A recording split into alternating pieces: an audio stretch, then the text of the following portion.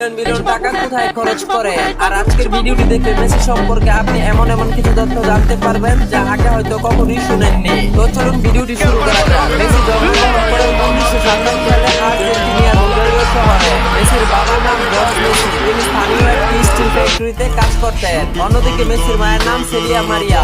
এছাড়া মেসির দুই ভাই রয়েছে, যার মধ্যে বড় ভাইয়ের নাম মাতিয়া মেসি এবং ছোট ভাইয়ের নাম রদ্রিগো মেসি। তাছাড়া মেসির একজন বোন রয়েছে যার নাম মারিয়া সর।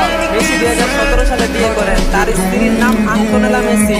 এছাড়া মেসির রয়েছে তিনটি ছেলে, যার মধ্যে বড় ছেলের নাম থিয়াগো মেসি, মেজো ছেলের নাম মাতিও মেসি এবং ছোট ছেলের নাম চিরো মেসি। তো এই ছিল মেসির বর্তমান পরিবারের সদস্য।